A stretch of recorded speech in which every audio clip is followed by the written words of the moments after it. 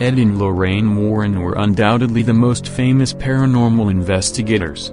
They've investigated more than 8,000 cases and have collected all the items that were used as conduits for paranormal activities. Next up are some of the most famous cases the couple had solved. Number 5. This story does not have your average normal ghosts. This story is of a man named Bill Ramsey, the demonic werewolf of London. At the age of 9 he was possessed by a demonic werewolf. He had superhuman strength and could rip through cement walls. He used to howl and try to bite his family members before having seizures. Later on, in his life, when he grew up, his bloodthirst and weird behavior started to crawl back up. He then admitted himself to an institution. He attacked a nurse and used to bark like a dog. He also attacked a police officer during one of his wolfish episodes and had to have 6 officers to help to get him off of the officer. The Warrens were later known of the incident and flew to Connecticut where they successfully exorcised the demon werewolf. Number 4. Carmen and Al Snedeker moved into a house in Southington, Connecticut to be able to stay closer to the hospital treating their ailing son. In 1986, the family rented the nearby house in the Southington locality. The house used to be a funeral home with the remains of a morgue in the basement and a graveyard outside, which already gives us a sense of its eerie nature. Soon the family reported paranormal occurrences where they said the water turned red as if it was blood, lights flickering and the dead appearing in the form of shadows and negative presence. The Warrens investigated this case, and according to them, the spirits of the dead were pissed because the morticians used to copulate with the dead bodies. Disgusting, isn't it? Number 3.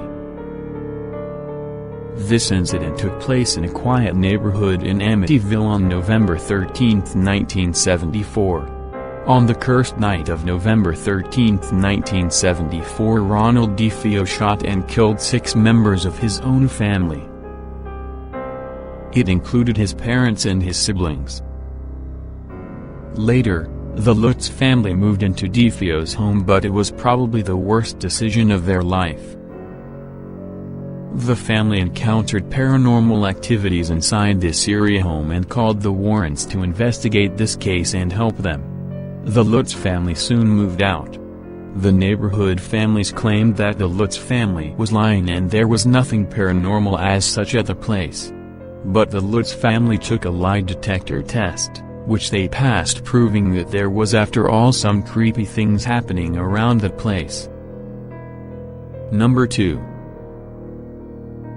The Perron family consisted of 5 daughters of 2 parents.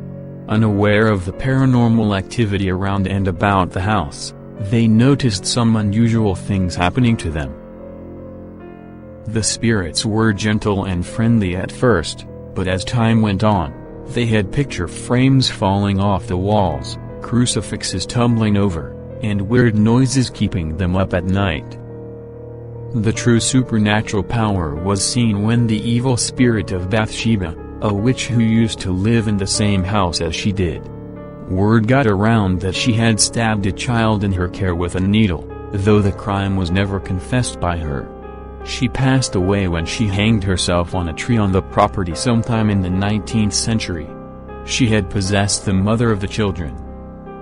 The movie known as The Conjuring is a movie based on this story.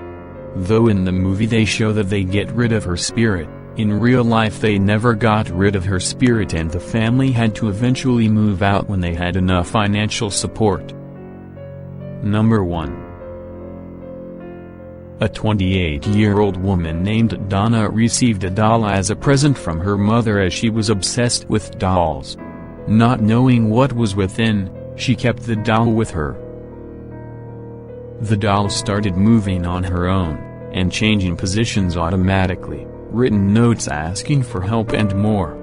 Donna and her roommate were trying not to get superstitions in their head until one night when they returned, they found the doll covered in blood. They met up with a professional and then later were set up to perform a seance where they found out the spirit was a 7-year-old who was murdered and her name was Annabelle. The daughter and mother decided to keep the doll thinking she was harmless. But after Ed and Lorraine were called, they came to know it wasn't a 7-year-old, it was a demonic spirit trying to enter one of the human's body. She is now displayed in their occult museum in Connecticut.